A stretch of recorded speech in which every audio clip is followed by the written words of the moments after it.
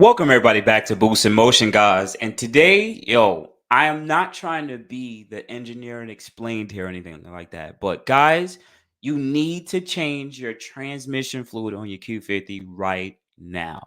Welcome everybody back to Boost in Motion, guys. Good morning, good afternoon, and good night. Thank you.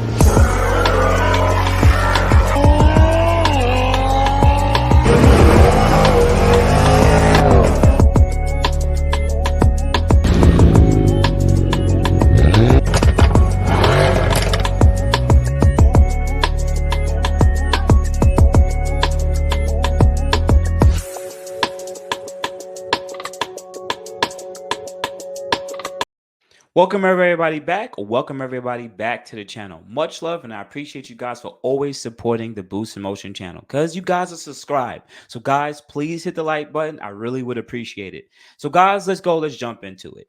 I've been in this Infiniti gang for a very long time, even Nissan for a very long time. And you guys know I've owned a 2007 G35X, two Q50s, and a Q60. So I've been in this 7-speed, 5-speed territory for quite a long time. And Infiniti had made a statement a long time ago in their service books. They said that the 7-speed automatic transmission is unserviceable. It doesn't need to be serviced. But anybody who's been in the Infiniti gang for long enough knows that that's not true. So can you service your 7-speed automatic or even 5-speed, if I can remember? Yes, you can service it. You have to do a drain and fill procedure. I will show you a couple of photos a little later in this video, so definitely hang out, and I'm gonna give you guys the crucial information. But I've also been, I would say in the last couple of years, I've been asked, I would say a little bit more than a handful of times, about two handful of times. Boost, I'm having this issue with my transmission. It's jerking, it's shifting weird. And I would always ask them, when was the last time you changed the transmission fluid? I have 130,000 miles on my 2015 Q50, and I probably put like 40,000 miles on it. I never did. Exactly. Exactly. So in this video, I want to talk about necessarily why you should change your transmission fluid and how this will probably prevent you from running into specific issues. So first thing, I want to show you a quick example um, on pretty much a valve body. Why you guys really care about it? I'm not really trying to teach you guys so much, but just to kind of briefly let you know why you may be having issues, right? So shout out to this Q50 Q60 group I'm on, and Lamb had put up a post saying that he changed the valve body on his transmission for his car. He was having specific issues, and he chose to change pretty much his valve body. Reason being is this, right? Your valve body, matter of fact, I have an actual definition. So guys, don't beat me up, but just quickly take a look at this photo. You guys can take a look. Pretty much, this is the valve body he changed. The cleaner one is a better one, then this is the newer one. Cool, right? And this was the oil pan with all the metal contaminants that came from the soft material that these magnets actually collect in the transmission oil pan, right? Cool. We clicking that off. Now we're going to go to the definition of what a valve body is. It's super quick, easy. If you made it to this part of the video, guys, please hit the like button. I would really appreciate it. But I want to read this one part. The transmission flowing through the valve body is under tremendous pressure, which in turn generates heat. As the soft parts in the transmission break down, they leave small particles in the fluid as contaminants, which become abrasive. This combination of pressure, heat, water intrusion, and abrasion has a negative impact on your valve body over time. The valves will wear down. The channels will become abraded and become oversized, and the whole valve body unit will become warped. Signs of a bad valve body can be fluid leaks, slippage during gear shifting, and even failure into gear. So knowing that this is some of the problems that you guys may run into, right? Some of you guys have had this issue and complained about, right?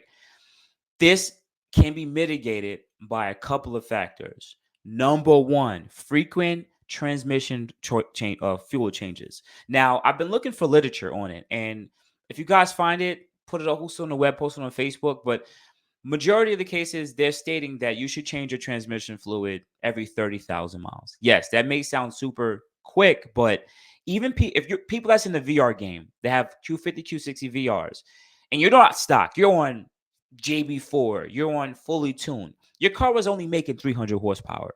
So yes, the transmission fluid, the transmission would actually change a little differently because you're making less amount of torque.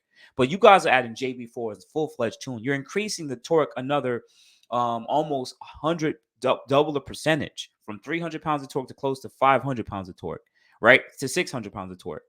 Your car is making way more power, which means way more pressure. As the definition states, you're warming up that transmission fluid. If anybody who's a racer, you go to the track, you realize over and over, you may have consistent times, but we don't really have access to the transmute fluid temperature. But just know that that transmission fluid is breaking down every run. And as you guys drive more and more and you have higher mileage, you never change the transmission fluid, it becomes contaminated. And as the definition states, it breaks down the transmission fluid. Now, shout out to Zilla Boost and Enthusiast POV. They have videos on how to change your transmission fluid on your own. And I also want to show you some pictures on how to service it on your own quickly here. There's plenty of videos and literature out there if you guys want to look it up. But just quickly, I want to just show it. So pretty much use Matic S. Nissan Matic S fluid. He said 5 quarts on his 3.0T.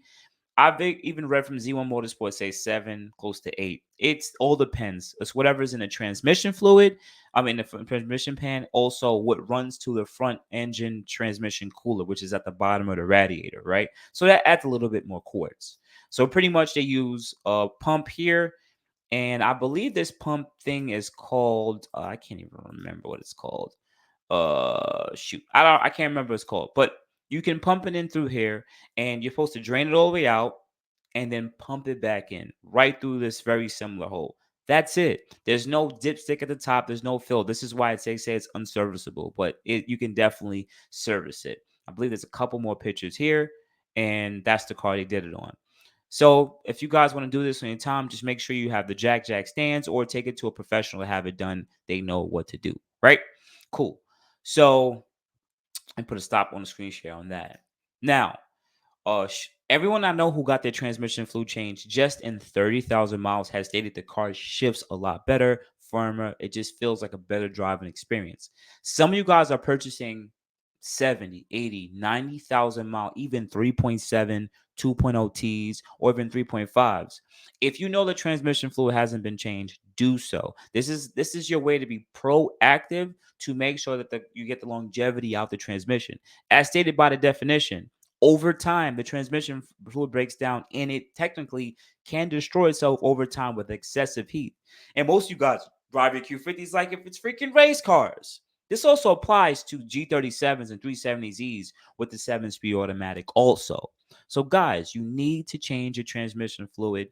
And even in my case, the only transmission fluid I remember changing was on my 2007 G35X. My 2014 was a brand new Q50, so I never changed it. My 2018, I was gonna change it when I was gonna keep it, but I ended up not changing, keeping the car. And my 2017, it had about 45,000 miles on it, but I literally didn't drive the car barely at all. So I said, you know what? Let me not spend this amount of money into it. So lastly, look up Nissan Matic S. You guys go to Geo Motorsports or Nissan Infiniti close to you. Look up Nissan Matic S. And I remember these quarts are like expensive. Like I think $10 to $15, maybe even more than that.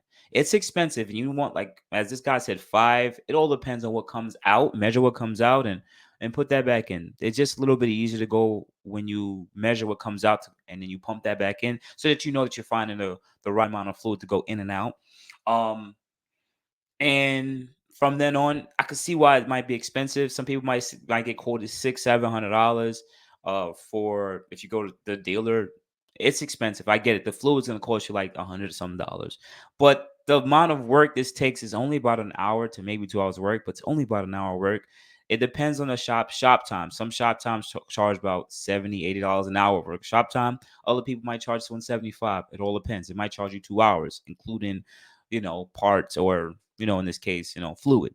So nonetheless, guys, do this. You guys have been in this community for quite a long time. If you know you're keeping this car, do a transmission fluid change. If you know you're not going to get rid of the car the next year, you do a lot of driving or even racing, make the small investment.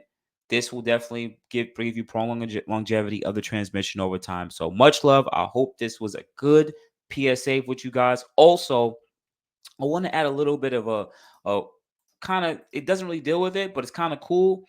There's a guy on Facebook that I've been following for years. Once again, I've been part of these groups, And I like that he does these super cool things. I just want to add this as a quick additive.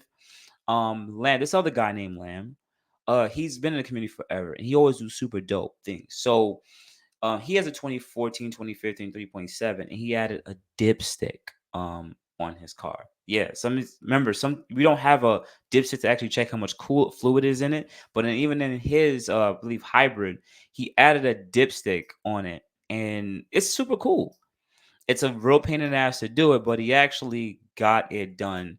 And he shows on where you're supposed to get it done. But nonetheless, I just wanted to show you that there's people out there who really are innovative, and they find different ways on adding certain things just to make life a little easier. And it makes you sit there and think, Infiniti could, if he did it, Infiniti could easily add this from factory, but they don't want us having access to this anymore. But compared to, like, let's say German vehicles, which monitor the amount of transmission fluid temperature and levels, it seems that they don't want us to do that on our Japanese cars. So outside that, guys, you have a good morning, good afternoon, good night. Thank you, guys. I appreciate you guys banging with your boy Boo so much. Hopefully this was a good public pretty much advisory, just letting you guys know, like, hey, listen, man, you guys need to change the transmission fluid. And once again, 30,000 miles to 40,000 miles is the number that majority of the people in this community has stated. If you might have, some people might say, I have 60,000 miles and it shifts good as ever, but it's also 60,000 miles of usage. So guys, definitely change that out. I appreciate you guys. Always bang with your boy Boost. I was trying my best to be theoretical and use the definition as it is. So outside of that, definitely tap in with Boost Emotion on IG, Facebook, and boostinmotion@gmail.com. Otherwise, in the guys, you already know what to do. Please hit that like button. Thank you, and continue to support the channel. Thank you, guys. I appreciate it. You have a good day. Thank you, everybody, for watching. Do appreciate you guys. Love you guys very much. You can also check out the 2 links I posted for some of my other videos. Also, on top of that, if you want to purchase some Boost Emotion merch, definitely check the link that I posted also. And finally, if you've been watching all my videos and you enjoy them, please hit the link to subscribe to my YouTube channel. Thank you.